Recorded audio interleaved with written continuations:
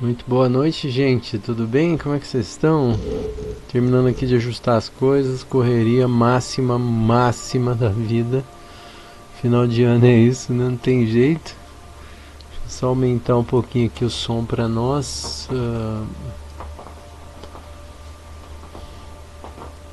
Aumentar aqui um pouquinho pra gente ouvir um pouquinho melhor, né? Pronto, agora sim, daqui a pouquinho a gente já vai ter um sonzinho alto. Giló Neneu aqui do lado fazendo uma bagunça monstra, como é característico desse parceirinho meu aqui. E mais uma vez nós estamos aqui para fazer a nossa preces, né? Pra gente fazer a nossa vibração, a nossa nosso vídeo da playlist do Evangelho no Lar. Obviamente que vocês que acompanham aqui já sabem que o objetivo dessa playlist é oferecer companhia para aquelas pessoas que não têm companhia para fazer as suas preces, né? Não deem moral para a imagem que vocês estão vendo, porque realmente eu gosto de ser simples, especialmente para mostrar porque a vida é assim. A vida é desse jeito, é sem filtro, né? A vida não tem filtro. Tá bom? Então ignorem a imagem que vocês estão vendo, cabelo de malocado, a camisa meio torta, a pessoa já tem um ombro mais alto que o outro. É assim mesmo. É assim que é a vida, viu? Bom, como vocês bem sabem, a gente sempre usa esses três livros aqui, né? O Evangelho segundo o Espiritismo, porque o Evangelho no Lar é uma proposição espírita, né? Esse livrinho aqui da Irene Pacheco Machado, Reflexões de Jacó, né, a médium brasileira, mas esse espírito que se apresenta como Jacó. E o livro do Sri Prembaba, Flor do Dia, que é um livro que normalmente eu uso para ter leituras de inspiração, né, para leituras que inspirem as pessoas, inspirar reflexão especialmente, tá bom? Hoje nós já estamos aí caminhando quase no meio de novembro, fim de novembro na verdade, e o ano está indo embora, acabou o ano, né? Acabou. Giló Neneu vai falar para vocês um oi, que esse Giló é fogo, ele não sai de perto de mim, ele tá ficando com mocinho agora. Se vocês notarem, quer dizer, vocês não vão notar, mas antes ele não tinha o bigodinho branco, agora tá nascendo bigodinho, ele tá rapazinho. Né, neguinho? Né? Vai não, deixa eu fazer balança, vai. Tá ficando bonitinho. Quando ele chegou, ele tava muito magro, tadinho. Ele foi achado na rua e tava abandonado, passando muita fome, tadinho. Tava desnutrido. Agora ele tá nutrido. Tá bem, gente? Agradeço demais a presença de vocês. E vamos nessa, né? Vocês sabem que sempre a gente procura fazer essa respiração, que é uma respiração para poder abrir a nossa aura e obviamente manter a gente, facilitar a nossa sintonia com os bons espíritos, com os bons amigos, né? Que sempre nos ajudam na nossa prece. E vira e mexe, né? Vez por outra, sempre acontece alguma coisa que de fato eu acabo fazendo uma conexão de uma resposta espiritual ou de uma companhia espiritual ou de alguma coisa que para mim faz muito sentido. E aí né? Mas são coisas tão pessoais que não tem como, nem é necessário colocar aqui porque não vai fazer sentido para vocês, mas enfim. Acreditem, quando a gente faz prece, sempre vão acontecer coisas maravilhosas, porque os nossos bons amigos sempre estão nos ajudando, né? Sempre. Tá bom? Então é isso. Vamos lá. Para respirar a gente vai fazer alguns minutinhos dessa respiração, que é assim, ó. Geralmente a gente faz 8 minutos de respiração, que é essa. A gente vai respirar em 3 etapas. Então segura e solta.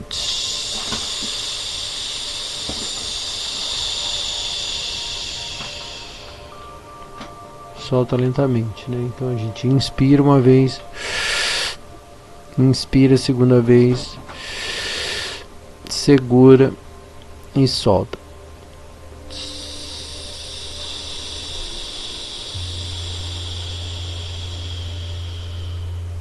Fazendo dessa maneira a gente consegue baixar os nossos batimentos cardíacos e também, né, vamos dizer assim, injetar uma série de íons para dentro, né, porque a gente está inspirando, né, quando a gente inspira a gente está jogando um monte de coisa para dentro.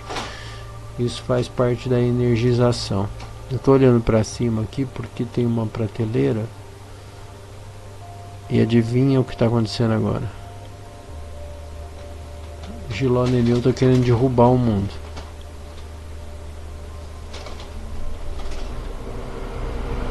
Querendo derrubar os meus livros. Bom, mas deixa ele pra lá, vamos lá. Então,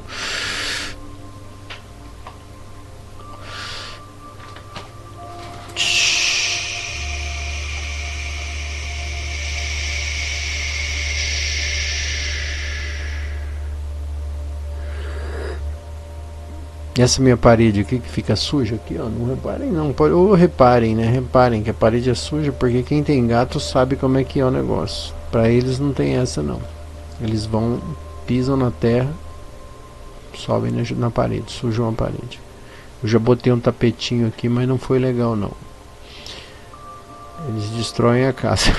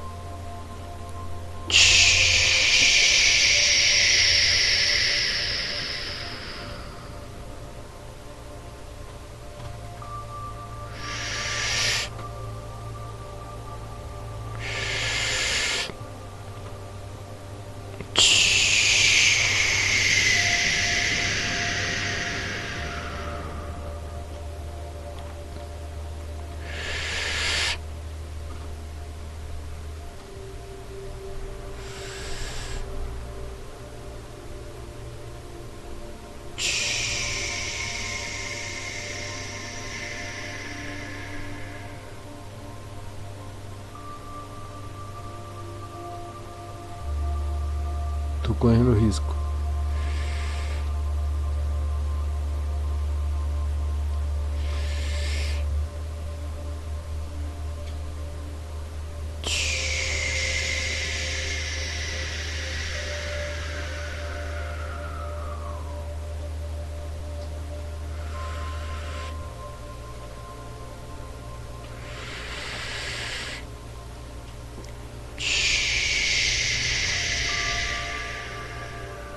Mais 5 minutinhos.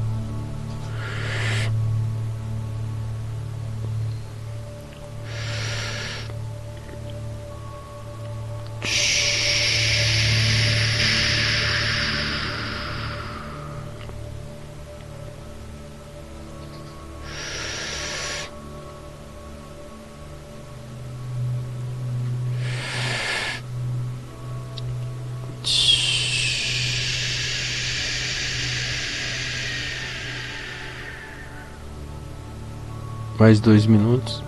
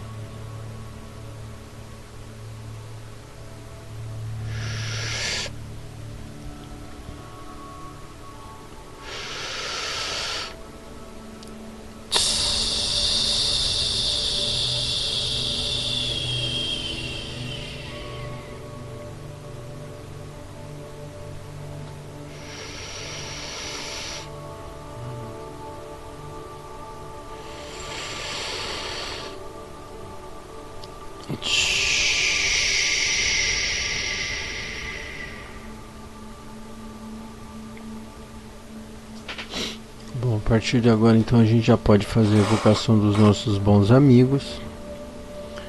Especialmente eu gostaria de agradecer o dia de hoje. Foi um dia de bastante trabalho,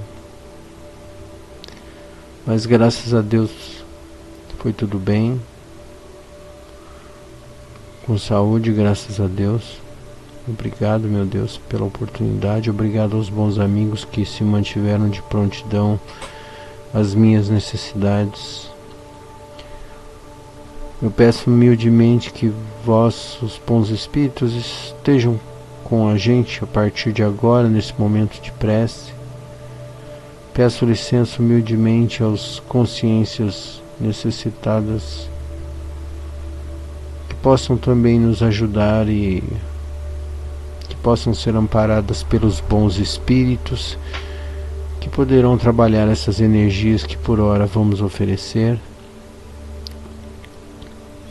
Que a nossa vibração seja a melhor possível para o dia de hoje, ajudando os nossos irmãos, elevando os nossos pensamentos, agradecendo verdadeiramente a Deus pela oportunidade da reencarnação e seguindo assim com o nosso gesto humilde de doação, e que essas energias sejam aproveitadas da melhor maneira possível, e que Jesus abençoe a todos nós. Humildemente pedimos aos bons espíritos que estejam conosco. Para celebrar esse momento, fazemos a prece dominical, desejando-lhe boas-vindas. Pai nosso que estais nos céus, santificado seja o vosso nome.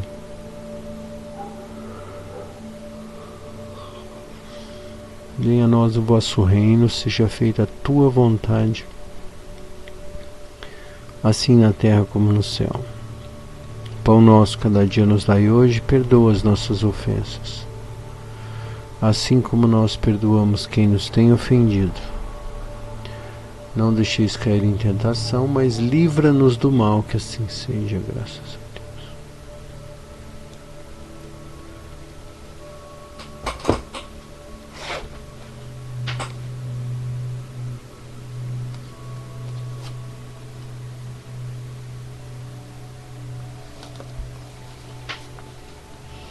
Deus. Abri no meio aqui. Homens, por que lamentais das calamidades que vós mesmos amontoastes sobre as vossas cabeças? Vós menosprezastes a santa e divina moral do Cristo?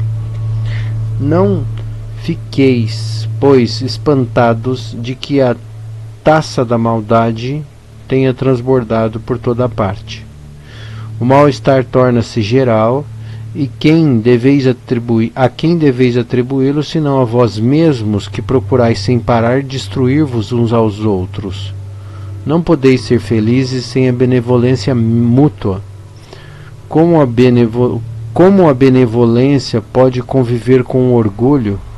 O orgulho, eis a fonte de todos os vossos males. Dedicai-vos a destruí-lo, se não quiserdes que suas consequências malévolas se mantenham para sempre. Um único meio tendes para isso, e esse meio é infalível. Tomai a lei do Cristo como regra invariável da vossa conduta, lei que tendes rejeitado ou interpretado de forma enganadora. Porque tendes em tão grande estima aquilo que brilha e que encanta os olhos, ao invés do que vos toca o coração? Por que fazeis do viver na riqueza a razão das vossas vidas, enquanto tende apenas um olhar de desdém para verdadeiro mérito, muitas vezes oculto na simplicidade?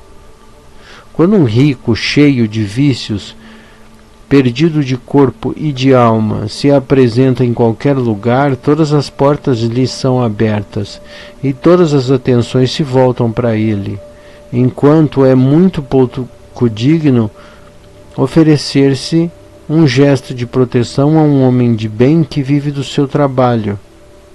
Quando a consideração de que se dá às pessoas é medida pelo peso do ouro que possuem ou pelo nome que trazem, que interesse podem ter para corrigir de seus defeitos?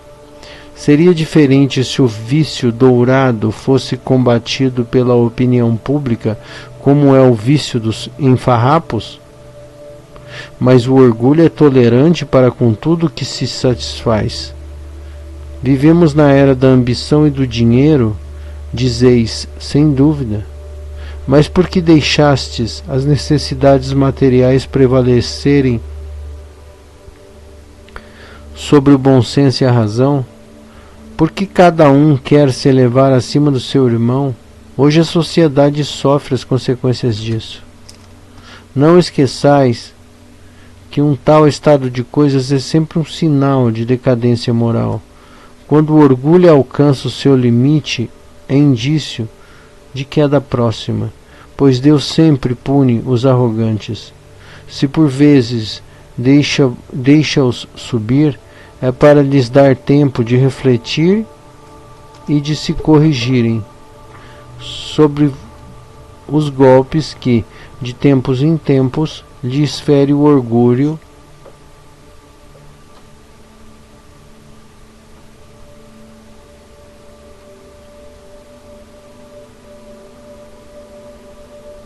para os advertir. Mas em vez de se humilharem, eles se revoltam. Então, chegando a um certo limite, ele os derruba completamente, e a queda é tanto mais terrível quanto mais alto tiverem se elevado. Pobre raça humana, cujo egoísmo corrompeu todos os caminhos, recobra a coragem. Em sua misericórdia infinita, Deus envia um poderoso remédio para os teus males, uma ajuda inesperada à tua aflição. Abre os olhos à luz, eis de volta as almas daqueles que se foram, e vem te lembrar dos teus verdadeiros deveres. Elas te dirão com a autoridade da experiência que as vaidades e as grandezas de que tua existência passageira pela terra são pouca coisa diante da eternidade. Elas te dirão que lá será maior quem foi mais humilde entre os pequenos da terra, que aquele que amou mais a seus irmãos é também aquele que será o mais amado no céu, e que os poderosos da terra se abusaram da sua autoridade, serão obrigados a obedecer os seus servidores, e que a caridade e a humildade, enfim, essas duas irmãs que andam sempre juntas, são as virtudes mais eficientes para se obter a graça diante do Eterno.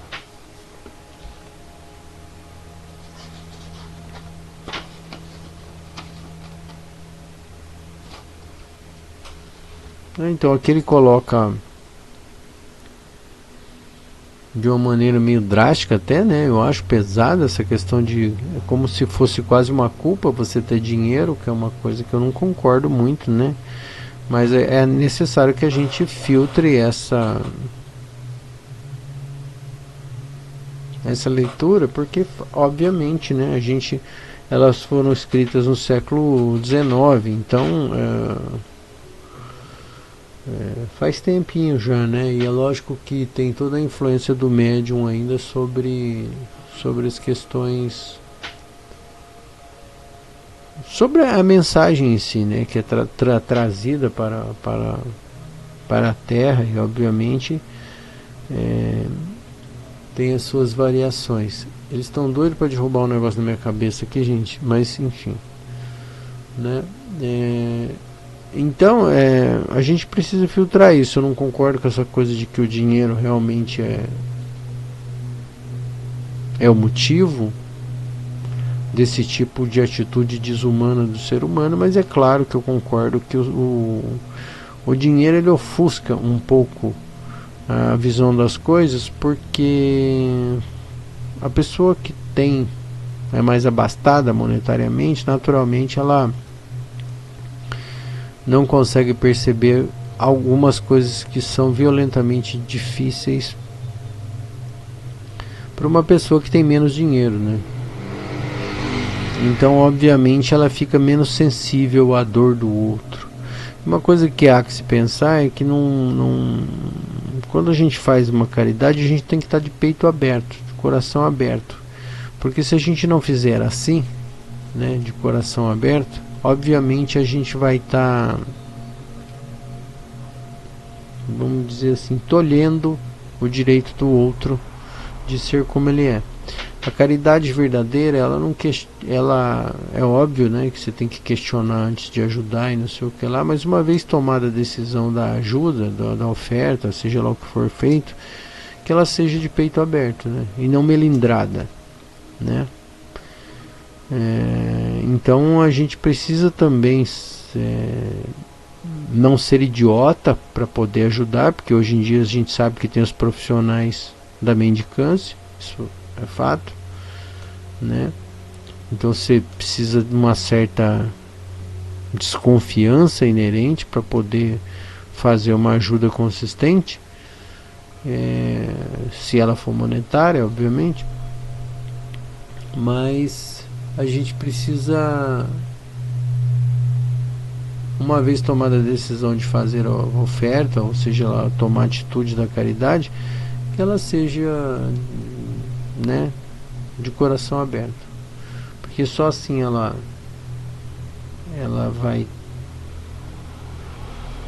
vai fazer sentido, né? Uma coisa que, por exemplo, eu já experimentei em algumas situações é que quando a caridade, eu acho que ela é verdadeira, quando a pessoa que ajuda, ela tem interesse verdadeiro em ajudar, no sentido de que ela tem interesse pelo outro. Quando ela está realmente interessada na dor do outro, no problema do outro, isso de fato é caridade. Caridade não é pegar o dinheiro no farol assim e doar, por simplesmente pega aqueles trocadinhos que não vão te fazer falta e botar na janela. Isso não é nada. Isso absolutamente pode fazer um bem para o seu ego, mas de fato isso não tem o menor sentido, na minha opinião, óbvio, né?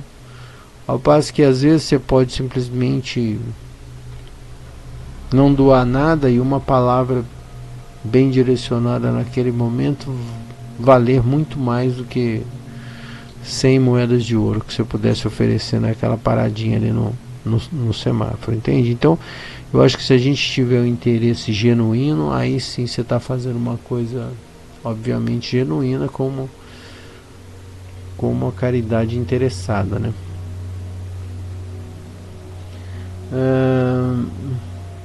E aqui obviamente, né, a gente também tem que colocar um filtro importante, que o dinheiro é uma coisa dessa realidade que a gente vive, que é uma realidade densa, e obviamente, né, ela toma boa parte do tempo da nossa consciência. Por quê? Porque aqui a gente gasta muito tempo com o nosso corpo físico. Então você tem que dar banho nesse corpo físico, você tem que, né, obviamente trabalhar para poder pagar água e energia para poder tomar esse banho. Você obviamente precisa alimentar esse corpo físico, você precisa morar, e para morar você tem que pagar imposto, você tem que pagar água, você tem que pagar luz, enfim.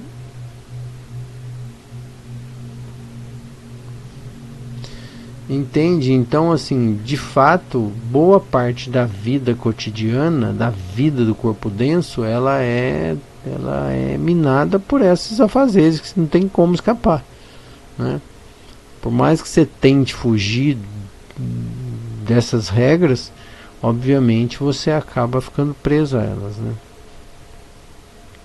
Então isso faz parte da nossa realidade. Só que se você queima todas as tuas fichas em cuidar desse corpo e obviamente não olha do lado, simplesmente cuidando do corpo, juntando dinheiro para guardar dinheiro para não sei o que, é óbvio que isso está errado, porque isso é um desequilíbrio.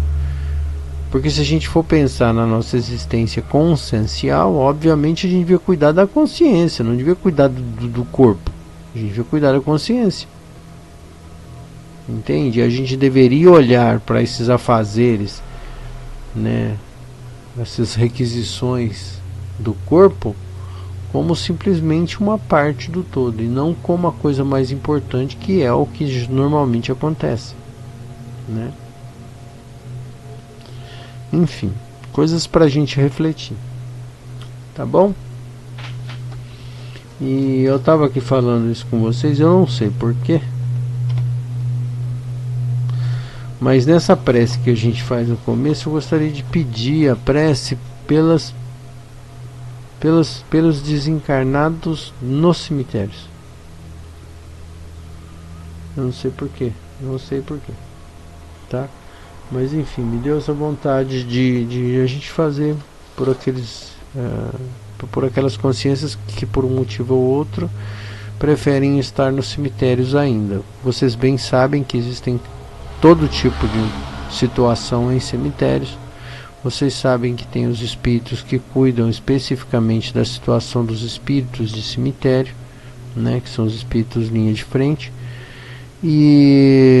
Mas tem espírito que está preso ao corpo por inconsciência, tem espírito que não quer sair do cemitério porque ali está legal, tem espírito que realmente está perdido, não sabe para onde ir, por isso fica ali. Então tem todo tipo de situação que envolve esses espíritos que estão presos ao corpo, à fisicalidade ainda, entende? Com essa coisa do que faz para eles sentido é o corpo, é estar próximo ao corpo, não querem deixar o corpo. Então todo esse tipo de situação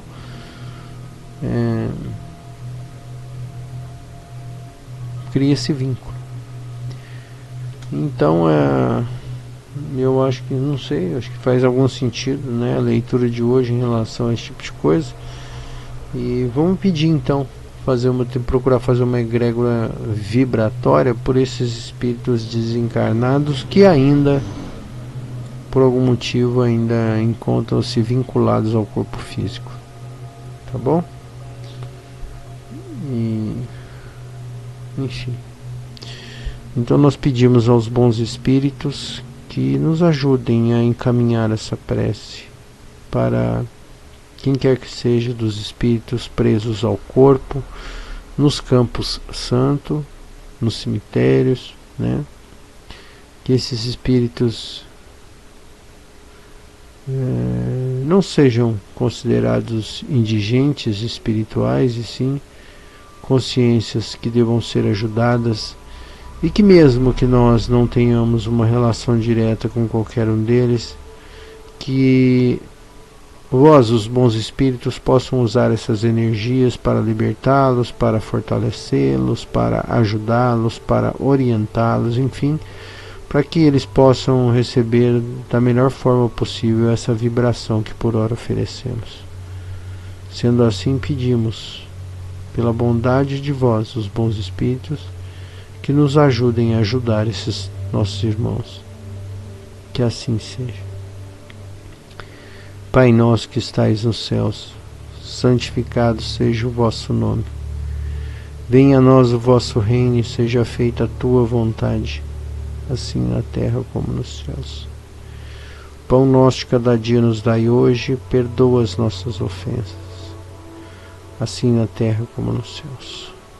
Pão nosso de cada dia nos dai hoje, perdoa as nossas ofensas, assim como nós perdoamos quem nos tem ofendido. Não deixeis cair em tentação, mas livra-nos do mal, Senhor, que assim seja, graças a Deus.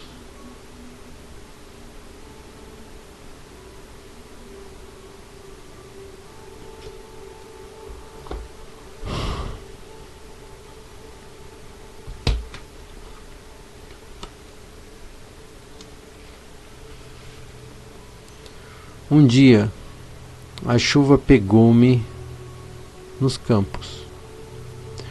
Os relâmpagos cegavam-me, os granizos caíam, estragando os frutos e as flores.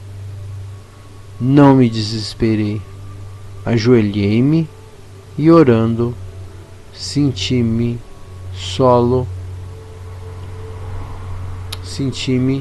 sob o teto da casa de Deus. Um dia, a chuva pegou-me nos campos, os relâmpagos cegaram-me, os granizos caíam, estragando os frutos e as flores. Não me desesperei, ajoelhei-me e orando, senti-me sob o teto da casa de Deus. Ou seja, a gente não deve se desesperar nunca, porque nós temos a oportunidade da encarnação e é o melhor momento que nós temos para nós provarmos, né, para nossa consciência provar que até mesmo nessa situação nós podemos fazer o nosso melhor. Então, ainda que a gente tenha dificuldades do entendimento dessa situação por hora, é razoável que a gente tente fazer consciencialmente o melhor que a gente pode, né? E assim, a gente não sabe por que entrou, mas já que entramos, que nós possamos fazer o melhor, né? Em qualquer coisa que a gente esteja fazendo. E, apoiado nesse raciocínio, nesse argumento, eu gostaria que nós agora pudéssemos pedir por nós, né, para que os bons amigos nos ajudassem nas nossas querências, né, nas nossas necessidades, que o melhor possa acontecer para cada um de nós, né? E que Jesus nos abençoe. Então, a partir de agora, nós pedimos aos bons amigos que orientem os nossos pensamentos para que nós possamos abençoar a nossa vida, a vida daqueles a quem amamos, e que o melhor possa acontecer sempre. Que vós, os bons espíritos, se dignem sempre a estar do nosso lado, nos orientando, nos amparando, nos fortalecendo, e que Jesus abençoe a todos nós. Sendo assim, nós pedimos especificamente,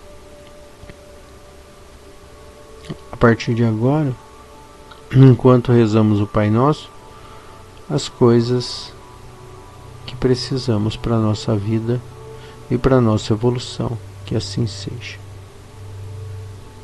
Pai nosso que estais nos céus,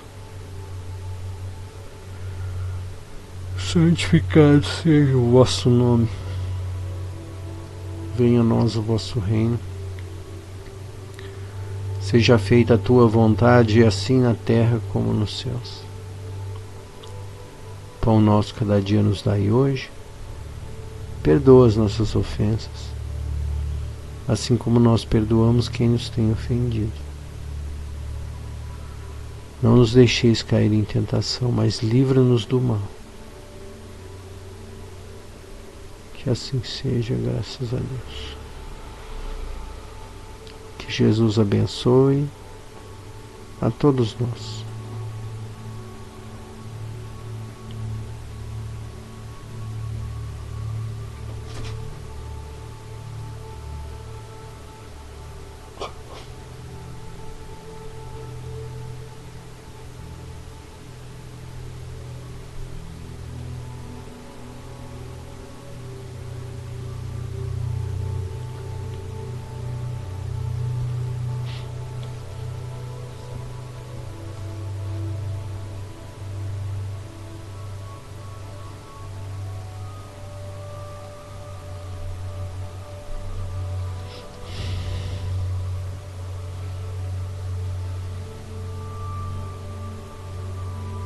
Autorresponsabilidade. Estamos atravessando um momento difícil. A pobreza, a violência, a corrupção. Tudo isso é um chamado para reflexão onde nós estamos errando. Tudo isso é um chamado para reflexão. 2 pontos. Onde estamos errando? Chegou o momento de assumirmos a nossa responsabilidade. É muito limitado pensar que toda a maldade do mundo está somente no coração dos criminosos e dos terroristas. A verdade é que nós somos co-criadores de tudo o que acontece. Nós criamos a realidade.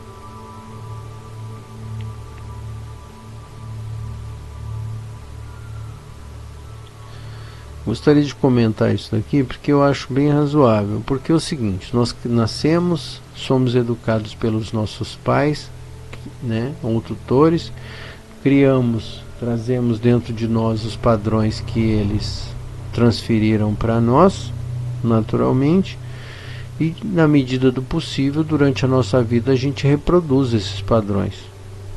Alguns são corretos, alguns são muito bons e outros são bem ruins. A nossa função, obviamente, é discutir e refletir sobre cada um desses padrões e dessas coisas que nós trazemos todos os dias, porque é a partir disso que nós melhoramos.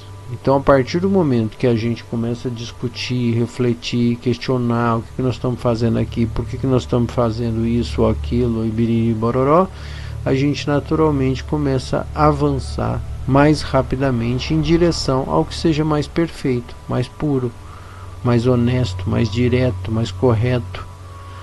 Então, obviamente, se a gente não faz o nosso papel, que seja, qual seja, né, a gente questionar e discutir o que nós estamos fazendo nesse planeta, o que nós estamos fazendo nessa passagem pela Terra, naturalmente, nós estamos parados num tempo. E naturalmente, obviamente, a gente não está cumprindo com a nossa parte, né? Porque ficar repetindo velhos padrões antigos não vai levar a humanidade a lugar nenhum. Haja vista, por exemplo, o que está acontecendo são os conflitos e guerras. Quer dizer, a gente continua ainda com toda a tecnologia, com todo o saber, com o Google, com inteligência artificial, a gente continua jogando bomba. A gente acha que bomba e tiro vai resolver alguma coisa. Isso é só o primeiro exemplo grosseiro, né? Mas, obviamente, para chegar nesse extremo de jogar bomba, querer matar o outro, querer destruir o outro, isso só acontece porque as pessoas apoiam esse tipo de coisa, por exemplo. As pessoas acreditam, tem muita gente que apoia, porque esses governantes, eles só são eleitos porque esses governantes falam coisas que as pessoas gostam de ouvir. Infelizmente, essa é a realidade, né? Se aparecer alguém querendo falar uma coisa diferente, não é eleito, não interessa. Então, assim, a gente precisa também não ter hipocrisia, né? Não ser hipócrita no sentido de é lógico, é uma decisão coletiva, né? Tem muita gente que é contra isso tudo, mas a média mais né, permite que esse tipo de coisa aconteça, porque gosta que isso aconteça, né? Eles querem a violência, eles acham que a violência ainda é uma saída, né? Então, especialmente porque a gente está repetindo velhos padrões. Então fica aí a reflexão, que nós tenhamos uma boa semana, que nós possamos fazer a nossa parte, tentando transformar isso tudo, trabalhar essas emoções, esses sentimentos, esses pensamentos, esses preconceitos, para que a gente possa em breve então começar a mudar realmente a nossa atitude. Lembrando, nós estamos passando por aqui só por um tempo, que nós possamos fazer o melhor enquanto estamos aqui. Tá bom? Muito obrigado pela presença de vocês e que a gente se vê já em breve em mais um Evangelho no Lar. Obrigado, gente.